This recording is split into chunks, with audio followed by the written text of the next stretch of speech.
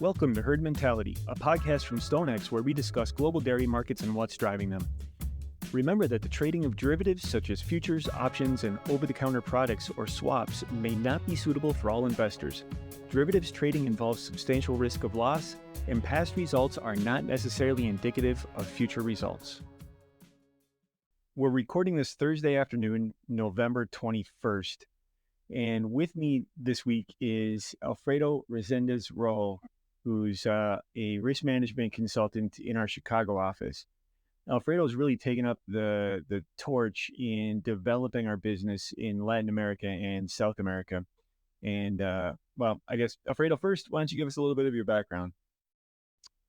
Yeah, hi, Nate. Thanks for having me. It's great to be here. Been a great thing to be a part of and listen to the other speakers as well that are happening on the podcast. But yeah, I've been with StoneX for just about 5 years now. It'll be 5 years in January. Essentially just came out of college in New York. Grew up on a dairy there. That's kind of where the passion for dairy came, and it's been a great ride since. As you mentioned, we've been kind of spearheading the risk management in Latin America, and it's been a great project and great conversations with people. And you started, if I'm remembering right at the start of COVID. Yeah, that's right. So I started right during COVID. I think I was in the office for a month before we got sent home, and new to the team, new to Chicago, and a lot of uncertainty as to what was going to happen. Well, we had a group video thing going all the time with everybody at home, and Alfredo was just sitting there in an empty apartment, and the sound would just echo. Everybody felt really terrible for you. That was your experience, but yeah, it seems like a long time ago, and things have certainly come a long way. So you've been working with companies in Latin America and South America, and what was it, 2 weeks ago, you were down in Brazil for a conference? Yeah, we went down to Brazil. Yifan and I were there at Dairy Vision in Campinas, which is a little north of Sao Paulo, organized by Milk Point. Yifan was invited to speak, and I joined him down there to speak with people in the industry as well. But yeah, it was very exciting. Obviously, for those who don't know, Brazil is a large milk producer, probably, correct me if I'm wrong, Nate, but fifth or sixth largest in the world, with most of their production consumed domestically. Up until a few years ago, they started importing, a few years ago, within South America for the most part. And we just went down there because we were invited, but also to explore risk management opportunities within that region. Oh, so what do you think? Well, first, is there any active risk management that you're aware of in Brazil? Financially, there's not. There's an exchange down there, but there's no dairy derivative trading or derivative contracts. Some buyers or some importers are pricing or could be referencing off of GDT prices to an extent, but there's a lot of basis there. But actively, there's no dairy contracts, let's say, within Brazil, financial contracts. Yeah, every couple of years I get asked by somebody to what can we do? What can we do to hedge pricing in Brazil, either domestically produced product or imported product? And there's never a good answer. So do you think moving forward we're going to see development of risk management in Brazil? There's definitely the opportunity for it. There's prices out there right now that people are using to reference the local markets, the domestic markets. It's primarily surveyed data, so that can cause some issues when you're creating some sort of contract versus mandatory reporting like you see in the U.S.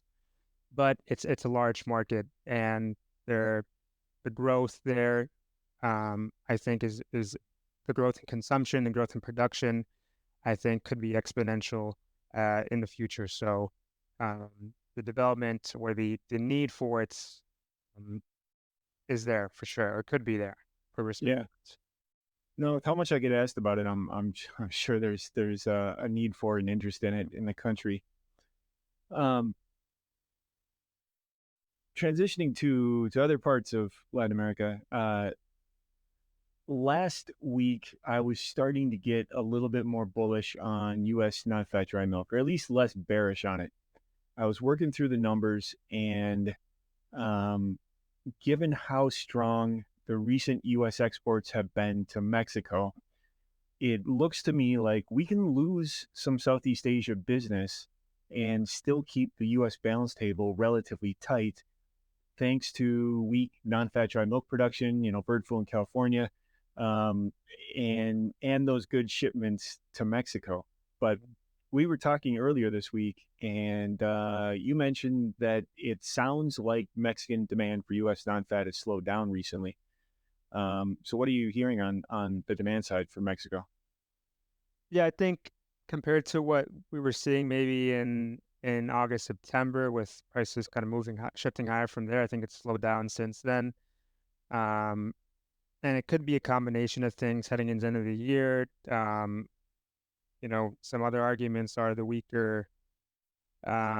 the weaker peso. Other arguments just could be the volatility in that and um, just better outlook on milk production. But overall, I think people are a little bit timid on the way they're procuring product in Mexico, especially ones that are in charge of bringing it across the border and selling it within Mexico.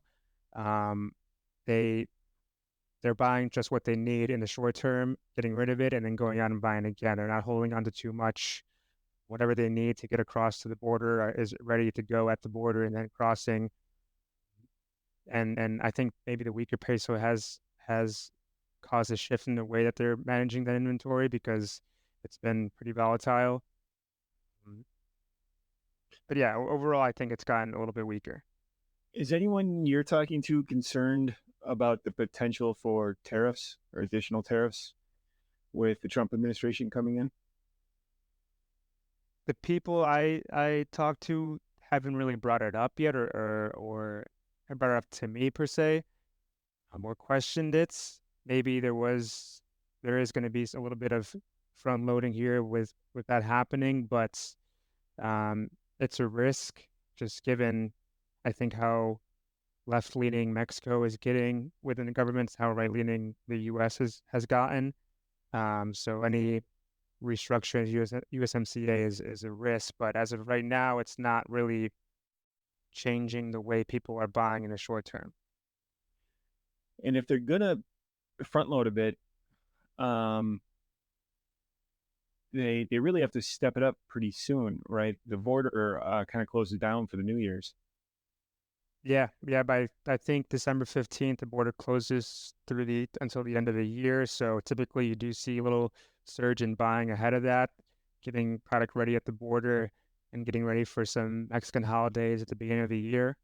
So we have yet to see start that happening or getting ready to happen. So we'll have yet to see. I haven't heard of that happening too much yet, where people are getting product ready at the border to send out in the next 60 days. And certainly with the price action doesn't suggest that the demand side is all that strong. We saw CME spot non-fat dry milk drop 2 cents a pound today to $1.38 a pound. Um, to me, the most bearish thing in the market, and this has been true for the last 4 months, is the spread between the U.S. and EU markets. The U.S. has been at such a premium that I thought that would damage our exports and eventually push U.S. prices down towards EU level pricing. Do we see much trading of that spread between U.S. and EU product? Not as much as we saw last year. It's definitely on our desk. Gone that the trading is lesser than it was last year. I mean, I remember last year during when those spreads were tighter, and they would quickly expand and diverge. We were getting a lot of orders coming in from the Dublin desk, to either buy or sell non-fed against European skim, and that has essentially died down for us since then. You look at the Q1, Q2 CME EX spreads and the widest they've ever been, and haven't really corrected at all to what you historically would see. So I think people are a bit timid to try and sell non-Fed against skim right now, even with a record spread. Yeah, interesting. Maybe once they start to show some convergence, everyone will pile in on that. Lastly, yesterday in the group chat, you were asking people for over under on $1.39 a pound for Q1. So what's your take? Is Q1 non-fat dry milk going to be over or under $1.39 a pound? Yeah, I'm sticking with what I said. I think it's going to be under 139. All right. Thanks for your time today, Alfredo. All right, thanks, Nate. The StoneX Dairy team spans the US, EU, Asia, and Oceania, providing market intelligence, analysis, and forecasts through our interactive data platform called StoneX Plus, as well as full-service brokerage on the major dairy exchanges, the CME, EEX, and SGX. If you're interested in finding out more about our market intelligence or brokerage services, you can find more information on stonex.com.